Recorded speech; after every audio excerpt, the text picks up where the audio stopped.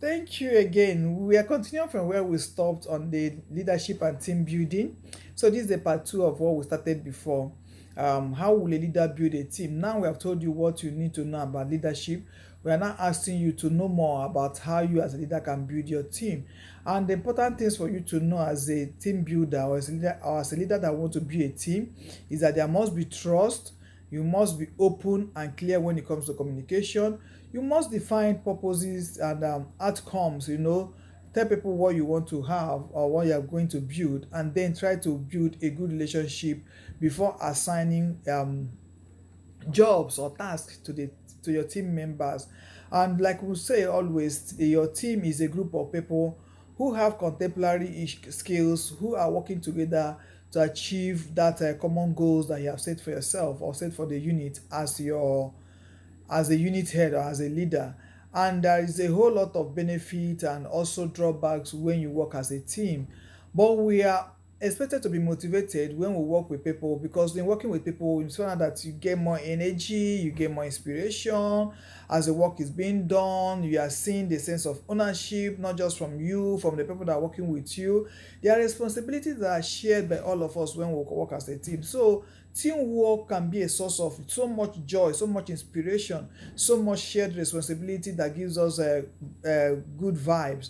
It can also be a source of frustration, especially if there are tight deadlines for us that when we look at it, we cannot meet it. So once there is that, you find out that frustration will begin to set in. But in it all, if we're able to delegate work effectively within the team, you find out that we'll be able to manage ourselves without much frustration, and we'll be able to get as many things that are possible. So in your team building, as a leader, we expect that there should be mutual collaboration.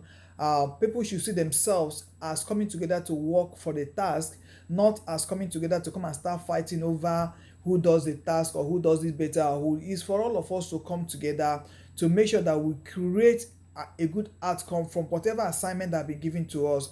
And what are those characteristics that we should expect from the team that you are going to form? For every team, we expect that you should have a strong relationship and trust within those team members. We expect that responsibility should be shared within the members. We expect that every one member of that family or that group or that team should have ownership of that particular task or assignment or job that is given. And then there should be inspiration and motivation. Both the leader and the led, everybody should motivate one another for us to accomplish the task of the task that be given to us as a team. So we're also supposed to distribute workload into different tasks and complementary tasks. So whatever it is that be given to us, if you want to build a team, you don't just dump it at the step of one person. You're supposed to distribute those tasks into different people. And then if they are complementary tasks, you can also share everything as much as possible. And in sharing it, let there be some flexibility, and in case there is some redundancy about the workload, it's expected that when we are doing those jobs, we could also cover for one another in one way, especially if it becomes excessively necessary that the person cannot be on that job. In team building, we expect you to stand in for one another, and then let there be some flexibility. But if I know that, just like we said before, that team building could be very, very challenging, can be very, very frustrating if we are not working in unionism. And so, for us to be there and work together as one, and then face the challenges, some of the challenges I'll mention now, the challenges of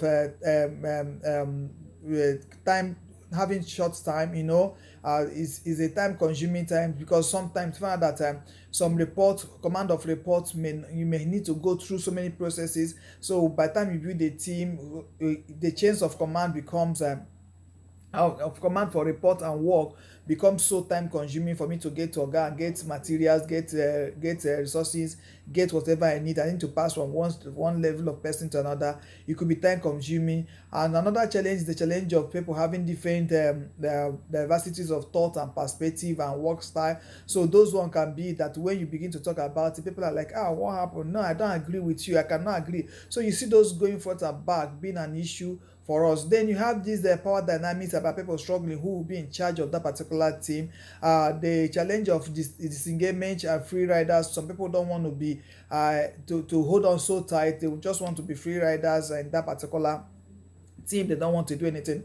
It is a big challenge. So the challenge of this task also, as the case may be, especially now that everybody is working from home, flexibility of work, virtual work, and all those hybrid works, that is making it very, very impossible for us to be there and work on one-on-one and see whatever challenges any other person have. The work climate and the role of managers not being supportive and not giving us clear-cut roles could also be a challenge. But in all these challenges, we are saying you as a leader must build a team so that you'll be able to overcome these challenges. And how do you build your team outside using some of your powers to say I am the boss and this is what I want? For you to build a formidable team, you need to get into the place of motivating your employees or those that are working with you. You could give them the internal motivation or external motivation in terms of maybe incentives that will come, if there are bonuses, if there are commissions to be shared, if there are trainings to go, if there are conferences or seminars to go, those things that will motivate people. If you give it to them, you'll be building a good team with them. And also, if you give people a listening ear that they can come to you, they will bring up their ideas, they bring up their concerns, they can suggest some things, and you also as a leader look into it to see whether it is actually viable for us to go through those ideas, and then pick the ones that are okay. You will be building a formidable team because they will feel that they're part and parcel of that work or that project or that task, and they will be happy to work with you on it. Unlike if they come and you just discard their thoughts, discard their ideas, discard their suggestions, they will just feel that it is their work. It is their work, not our work, and so they may likely want to leave it for you to handle on your own. So if you give them the opportunities to be able to come to you and then give them that listening ear, you are most likely to have a formidable team. Then the place of appreciation, if you want to build a good team, as well as just as you want to punish people who are not doing well, your team deserve those appreciation as the work progresses. At every time coming in to say thank you, well done, faithful servant, you have done very well. Let's clap for this person, he has put in this, for every effort they put to arrive at something. Please appreciate them, give them praise. Praise is a moral booster anywhere in the world. There is nobody that you are praising that will not want to put the best foot forward to be able to go extra mile to give you whatever you need. So let's praise them and give them that appreciation as the case may be. Also give opportunities for professional development. Allow people go for trainings, allow people go for seminars, allow people go for courses, allow people expand their knowledge, their expertise as the case may be. Allow them to even join some fun clubs in case they want to go there. Maybe in the process of being there, there are some things that they don't know, they will hear, they will learn, and they bring it back to the team, and they bring it back to the team, and with that they are helping the team to grow. That way you also be building a formidable team. If you also allow for career advancement, allow people when it's time for them to have their promotion, allow it when it's time for people to change from just being an ordinary person, maybe supervisor, to a manager, from manager to senior manager, from this to that. If you create that opportunity that everybody knows that this work, as we're working as a team, there is the chances that I may become a manager, there is the chances that I may become a senior manager. You see that everybody will come into that team with open heart, and they want to work together seriously for you to get as much result as. So you can use career advancement to build your team. In building your team, you have to go through these processes, the processes of or stages of the following stages. One, the stages of forming, where you at that stage is where you watch your team to come together. At that particular time, everybody's still excited. We are going to that. Gotten a job. I'm in that department. I'm in that unit.